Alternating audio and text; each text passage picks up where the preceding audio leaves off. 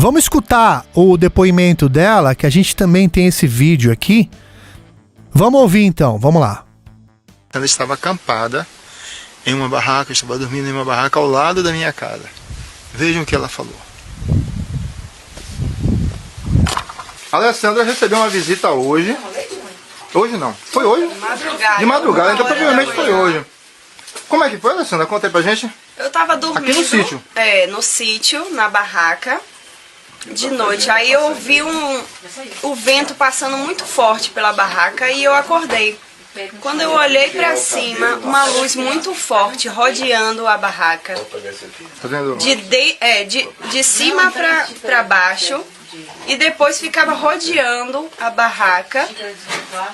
E eu fiquei assustada. Mas era uma luz muito forte e depois parou, que eu fiquei observando. Foi só naquele momento, assim, uns 5 minutos mais ou menos. E você ficou com medo de ser abduzida? Fiquei. Ficou? Muito. Fez o quê? Qual foi a sua reação? Eu fiquei orando, fiz uma oração bem forte. É isso mesmo. E É aí, por aí. depois passou. Valeu, Alessandra. Vou publicar seu depoimento, viu? Então, Paulo, e quem não teria, né, medo, né?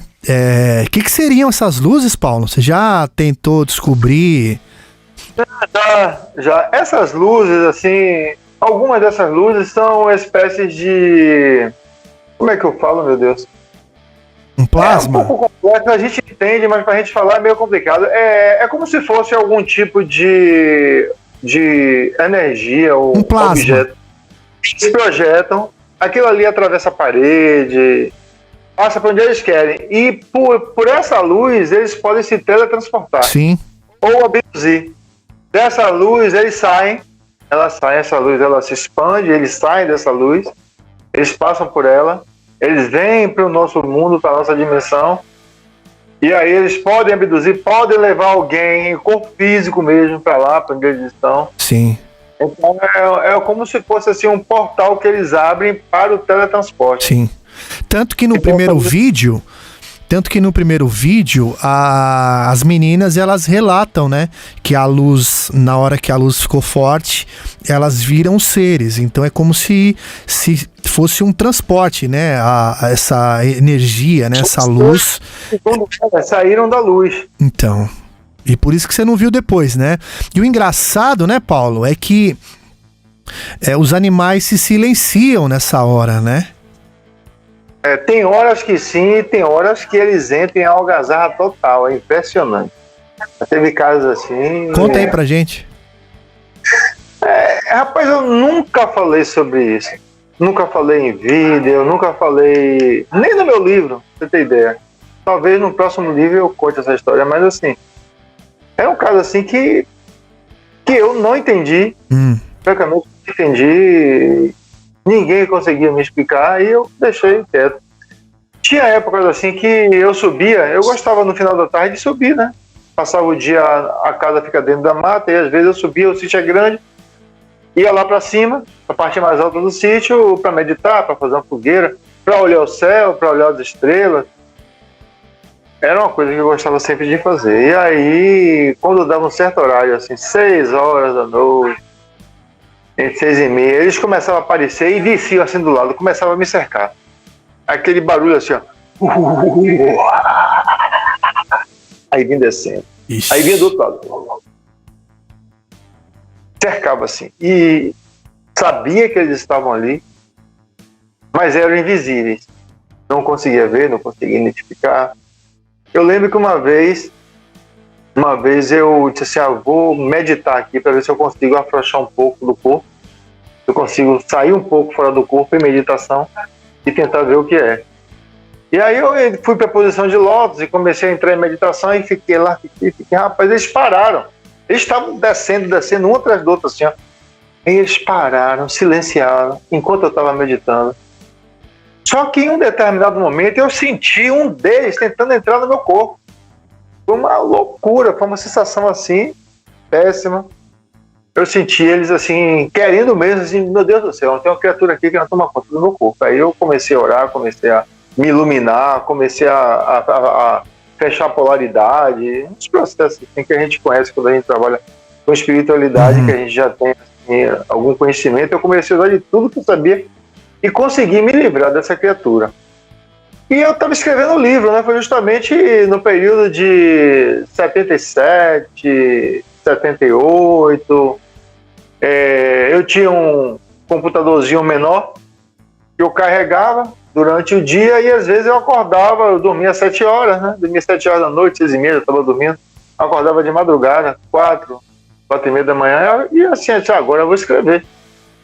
Acordava cedo e eu estava lá, acordei cedo. Quando de repente eles começaram a descer na frente da casa. Começaram a descer na frente da casa e aquele mesmo.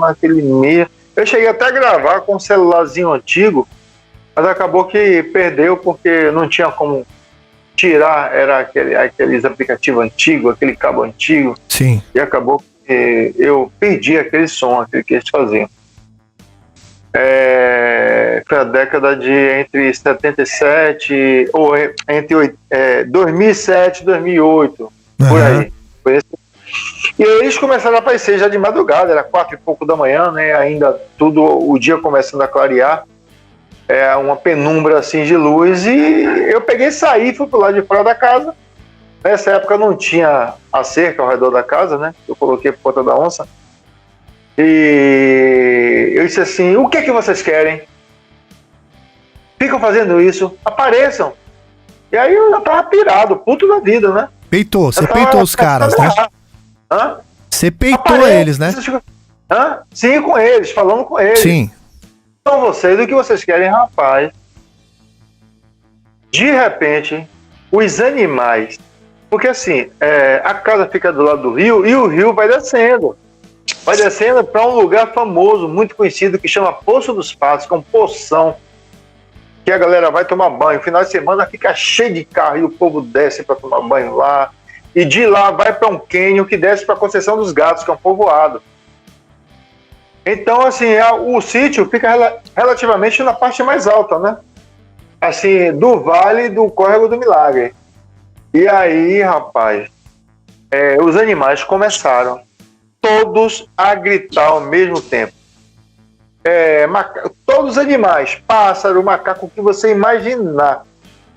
Só que o som deles gritando vinha subindo, vinha lá de baixo e vinha subindo, passando assim, ó, como uma nuvem que passa.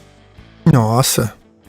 Então passava aqueles gritos animais assim, ó, passavam no vale do rio e vinham assim, foram passando até subir e lá pra cima e lá em cima sumiu. Aí depois, não sei se vocês viram o vídeo que eu fiz que... Mas o que você acha que era esse fenômeno aí, Paulo? Cara, eu procurei alguns antigos, né? Tem até um depoimento de um cara que eu gravei, mas nunca botei no canal. Porque o que pode ser isso aí também, quando você foi lá peitar esses seres aí, pode ser que eles mesmos, né, reproduziram esse som.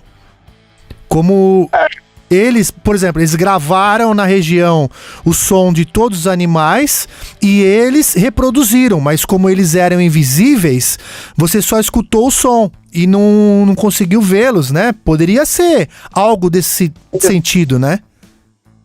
Mas assim, eu conversando com um senhor, seu Dozinho, ele até deu um depoimento pra mim falando de extraterrestre que ele viu.